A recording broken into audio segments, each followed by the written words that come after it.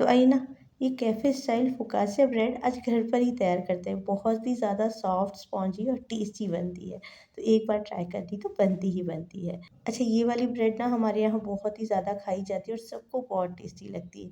तो यहाँ पर ना मैंने 2 बार आटा गूँथ लिया था, जो दोनों ही आटे थे मेरे बहुत ही ज़्यादा अच्छे से फर्मेंट हो गए थे। अच्छा, उसी के साथ ये वाला जो ब्रेड है ना, उसे हम 5 से 7 दिन तक आराम से स्टोर कर सकते हैं। इसमें कोई भी स्टेबलाइज़र डालने की ज़रूरत नहीं पड़ती है। तो सबसे पहले हम क्या करेंगे, करीब हाफ़ कप जितना दूध ले लेंगे, थोड़ा-सा गुनगुना लेना है। यहाँ मैंने थोड़ा गरम ले लिया था, पर उसके बाद उसे थोड़ा ठंडा हो जाने दिया था। उसके बाद करीब आधा चम्मच जितनी इसके अंदर चीनी डाल दी थी और 1 चम्मच जितनी मैंने इसके अंदर ना ईस्ट डाल दिया था। जो ड्राई ईस्ट आता है पाउडर वाला, वही। अच्छा, उसी के साथ उसको इसी तरह से फर्मेंट होने दिया था। रखे-रखे करीब 15-20 मिनट के अंदर पूरा ही फूल गया था। इस तरह से जब फर्मेंट हो जाता है ना, तो पहले जब मुझे पता नहीं था कि ईस्ट ऐसे यूज़ करते हैं, तो मुझे ऐसा लगता था कि यार ये ईस्ट तो सड़ गया है। 1-2 बार तो मैंने फेंक भी दिया था, जब नई-नई शुरुआत थी मेरी बेकिंग की, तब का बता रही हूँ मैं, करीब 4-5 साल पहले। अच्छा, उसी के बाद जब मैंने देखा कि इस तरह से अगर ईस्ट फर्मेंट होता है ना, तभी हमारी ब्रेड्स जो है वो परफेक्ट बनती है। वो मुझे बहुत बाद में पता लगा था, पर तब तो शुरुआत में मैंने 1-2 बार ही यही काम किया था। और वैसे इस तरह से करने से जो ब्रेड है बहुत ही ज़्यादा अच्छी और सॉफ्ट बनती है।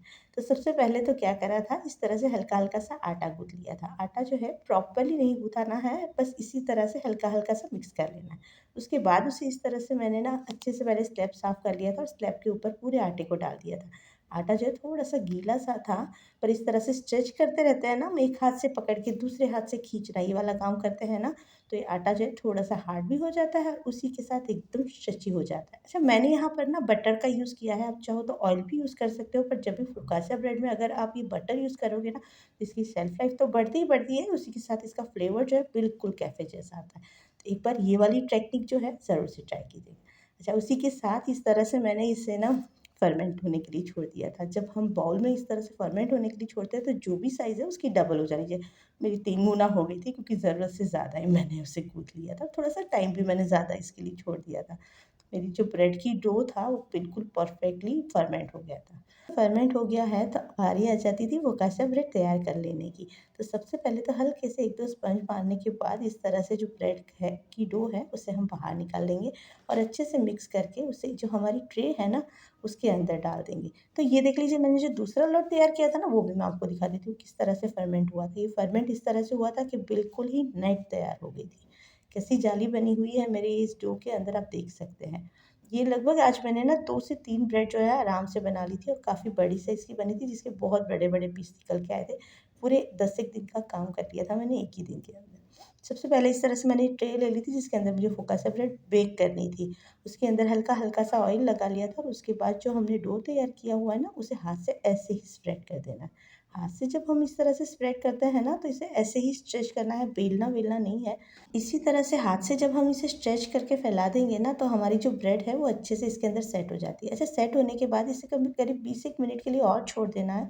जैसे ही हम इस तरह से क्लिंग रैप लगाने के बाद इसे छोड़ देते हैं ना, तो उसके बाद जो हमारी डो है वो बिल्कुल ही फूल जाता है। तो आप देख लीजिए, जो मैंने दूसरे वाली जो ट्रे के अंदर लगाया हुआ था जो डो, वो किस तरह से फूल बिल्कुल ही अच्छे से फूल गया था। अच्छे से ये फर्मेंट हो जाता है, उसके बाद इसके ऊपर आप मनपसंद चाहो वो वाली आप इसके अंदर ना वेजिस लगा सकते हो। तो यहाँ पर ना मैंने चेरी टमाटोज़ यूज़ किए थे, उसी के साथ थोड़ी-सी अनियन यूज़ की थी, थोड़े-से शिमला मिर्च यूज़ किए थे और हाँ, रोज़मेरी भी यूज़ की थी। रोज़मेरी का फ्लेवर थोड़ा कड़वा हो जाता है, इसलिए उसे एक बार तो मैंने रख दिया था ये हमारी ब्रेड बनाते टाइम, तो उससे पूरे फ्लेवर्स तो आ गए थे।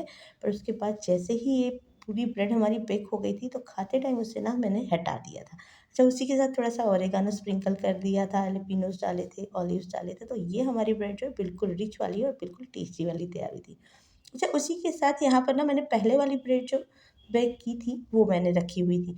तो वो तो बहुत ही अच्छे से रेडी हो गई थी, उसे एक बार निकाल लिया था और ये दूसरे वाली ब्रेड लगा दी थी, जिसको मैंने अभी आपके सामने गार्निश किया है। तो इसे मैंने करीब 40 मिनट्स के लिए बेक किया था, वो भी 160 डिग्री सेल्सियस के ऊपर। अच्छा, बोथ रॉड जो ऑन होती है, वो ऑन रखनी है। ऊपर और नीचे वाली रॉड्स जो है, वो ऑन रखनी है और उसी के साथ फ़ैन जो है, वो पक्का से ऑफ रखिएगा। और अगर जो हम ये फ़ैन ऑन रखते हैं, तो ब्रेड जो है बिल्कुल ही ड्राई बन जाती है और फ़ोकासा ब्रेड जो है वो अंदर से बिल्कुल सॉफ्ट होती है, ऊपर से क्रिस्पी होती है। तो फ़ैन ज़रूर से ऑफ रखना है, उसका ध्यान रखिएगा। ये शीट जो है मैंने पूरी की पूरी ब्रेड की बाहर निकाल ली, आप देख सकते हैं ऊपर नीचे आगे पीछे चारों तरफ से परफेक्टली ये जो है वो बेक हो गई थी।